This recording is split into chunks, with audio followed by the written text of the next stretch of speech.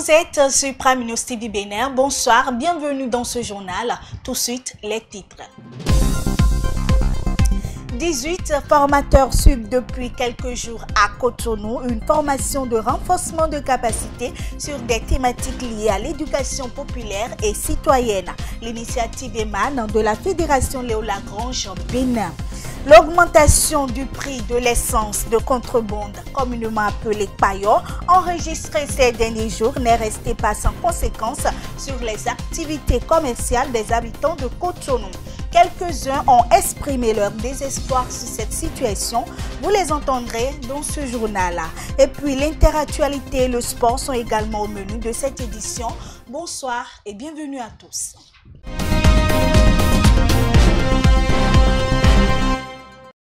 À nouveau, bonsoir. Je l'annonçais en titre, 18 formateurs suivent à Cotonou une formation de renforcement de capacité sur des thématiques liées à l'éducation populaire et citoyenne. C'est une initiative de la Fédération Léo Lagrange Bénin à travers le projet Toklonou. Ce fut la 7e journée de formation ce jeudi 22 février 2024. Reportage. La formation de professionnels de la filière de l'animation populaire est l'un des axes principaux autour duquel se développe le projet Toklonou, un projet qui vise à proposer une offre éducative complète qui favorise les liens entre les habitants, leur épanouissement et leur engagement au sein de la communauté. La Fédération Léo Lagrange Bénin a mis en place un projet pour revitaliser 10 maisons de jeunesse au Bénin, et donc dans les communes. Et le moyen que nous allons utiliser pour revitaliser ces 10 maisons de jeunesse, c'est l'animation.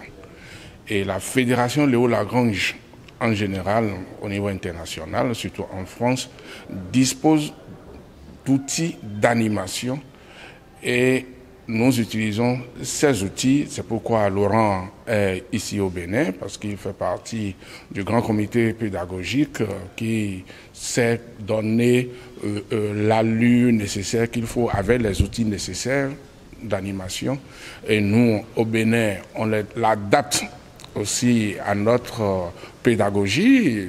Les sujets qui sont les nôtres, ce ne sont pas nécessairement les sujets qui sont des sujets français que nous traitons, mais nous adaptons les outils aux sujets qui sont les nôtres, et c'est pourquoi il y a cette formation. Après que eux, ils auront nous aider à mettre en place ces outils avec la formation des formateurs.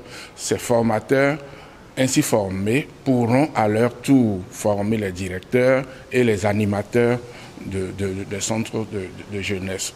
Ils sont au total 18 formateurs à participer à cette formation. Des jours durant, ils seront outillés sur diverses thématiques liées à l'éducation populaire et citoyenne. J'ai la responsabilité du coup de co-construire le programme avec nos camarades qui sont ici présents, donc nos camarades formateurs, et donc nous qui venons de France avec nos outils d'éducation populaire. C'est nous qui mettons en œuvre les différents éléments pour faire en sorte qu'ils soient vraiment des participants. L'objet du coup des temps de formation dépendent de leurs besoins et des éléments que nous on estime aussi nécessaires à leur apporter. Donc du coup on leur a amené une nouvelle méthode pour réaliser un diagnostic sur leur terrain, pour être en capacité du coup d'identifier quels seront les besoins, pour ensuite pouvoir mettre en place les formations. Formation pour les directeurs, formation pour les animateurs. L'idée pour nous, c'est de transmettre ces éléments-là, c'est de faire monter en compétence nos collègues ici au Bénin, de façon à ce qu'eux, après, ils soient en capacité de l'animer seuls. C'est ma première expérience réellement de formation sur le programme et donc c'est super chouette, on traite de plein de sujets et l'engouement des participants est top, donc je ne pouvais pas rêver mieux pour une première réelle formation. Il y a une multitude de points à voir avec les formateurs pour la suite et ça va vraiment du code déontologique du formateur à l'éducation aux médias, les besoins des participants, les profils, il y a une multitude de thèmes. Au 7e jour de la formation, ce jeudi 22 février 2024, les participants se disent être prêts à affronter les défis futurs. Je pense que j'ai acquis le nom de tout ce que je fais déjà au quotidien, c'est-à-dire l'éducation populaire. Je le pratique au quotidien, mais je n'avais pas forcément ce nom-là que je l'y associais. Et ce que j'ai également appris de très intéressant, ce sont les méthodes de formation. C'est vrai que j'avais plusieurs manières de faire mes formations, mais la méthodologie, j'ai appris de nouvelles méthodes, j'ai découvert de nouveaux outils que je peux utiliser au cours de mes formations avec mes différentes cibles.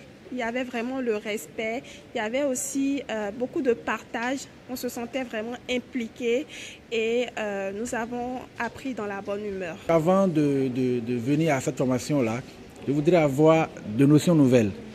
Il s'agit d'une formation de formateur, les notions qui me permettront en tant que formateur de former d'autres personnes dans le cadre de ce que nous sommes en train de comprendre aujourd'hui, l'éducation populaire. Donc ces attentes-là, au fur et à mesure de la formation, sont en train d'être comblées. La vie en communauté, la gestion de groupe, tout ça là, c'est des choses qu'on apprend aussi pendant une formation. Et on est en train d'apprendre toutes ces choses-là également. Il y a de la convivialité, il y a la bonne ambiance, il y a tout ce qu'il faut pour assurer quand même un bon apprentissage. Les formateurs sont géniaux, les participants sont géniaux, ça se passe bien dans la bonne ambiance. Le projet de développement et structuration de la filière de l'éducation non formelle dénommé Toklonou cible 10 communes du Bénin. Il est financé par l'Agence française de développement AFD et mis en œuvre par la Fédération Léo Lagrange Bénin. Le président Patrice Talon et ses ministres ont tenu leur séance hebdomadaire au Palais de la Marina le mercredi 21 février 2024. Plusieurs décisions ont sanctionné cette rencontre. Suivez ici le porte-parole du gouvernement. Au chapitre des mesures normatives, il a été adopté le décret portant approbation des statuts de l'Office béninois du sport scolaire et universitaire OBSU. S'agissant des communications, nous avons la contractualisation pour les travaux de réhabilitation et d'aménagement de voiries, asphaltage dans la ville de Cotonou, zone de Fidjrosé et de Togouin.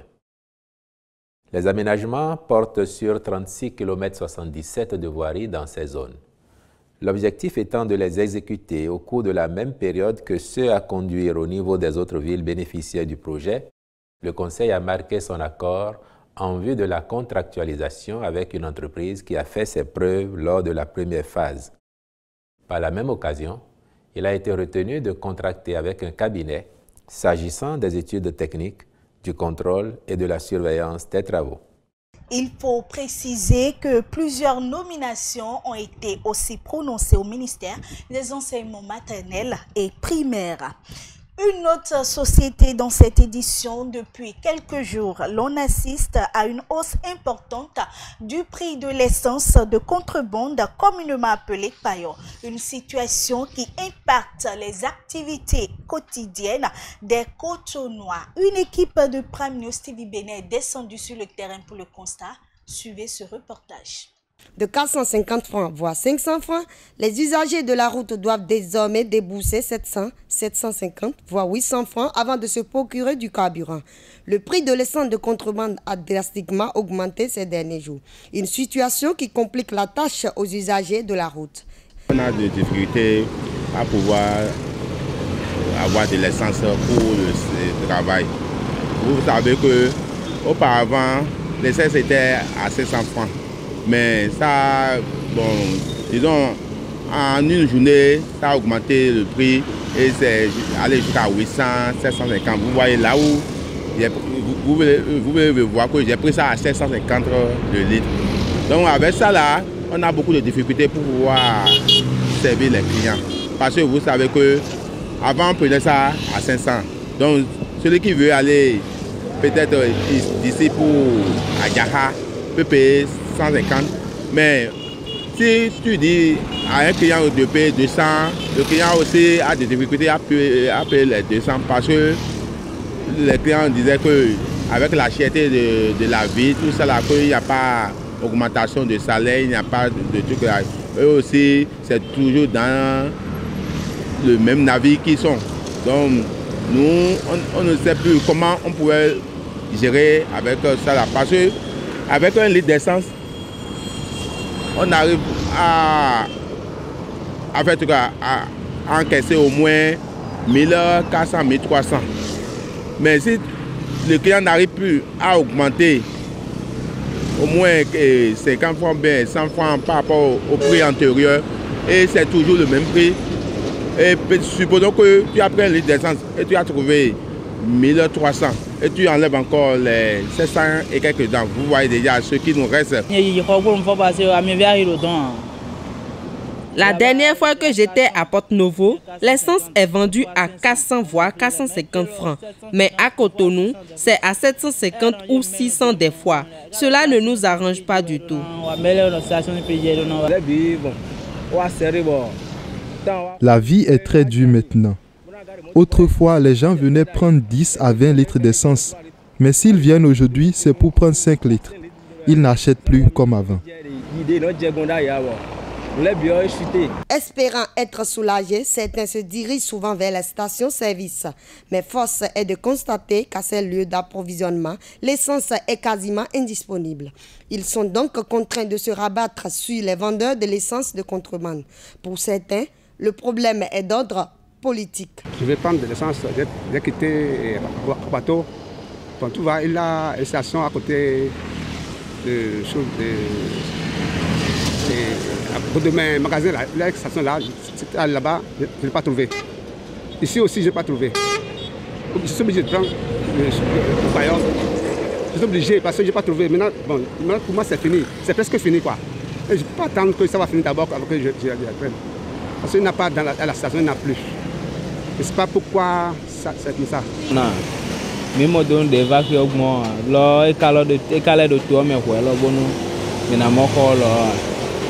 J'ignore comment le prix de l'essence a augmenté et ce n'est même pas disponible dans le pays. Nous ne savons pas si cela est dû à la création des mini-stations dans le pays.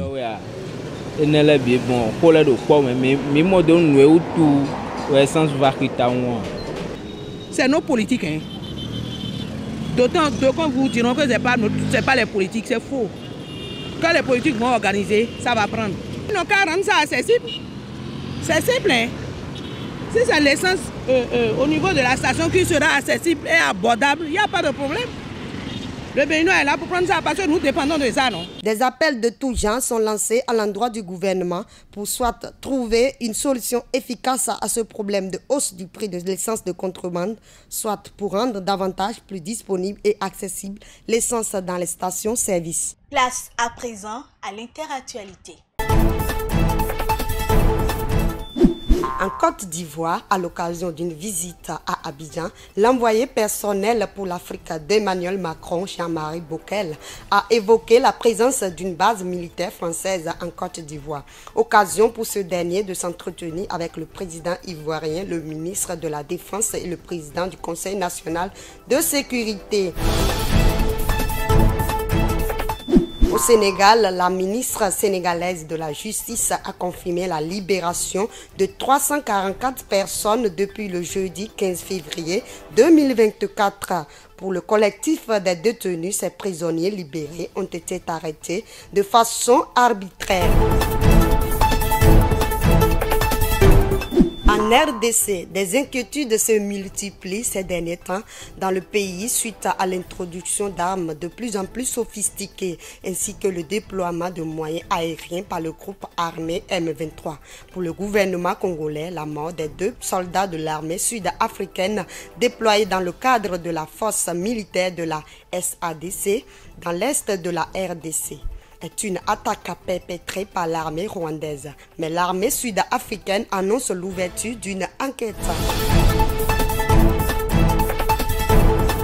En Ukraine, le mandat de Zelensky est à l'épreuve d'une 3e année de guerre, après 2 ans d'agression russe contre l'Ukraine. Même si certaines déconvenues ont entaché sa popularité, l'homme reste la personnalité politique la plus fiable pour les Ukrainiens.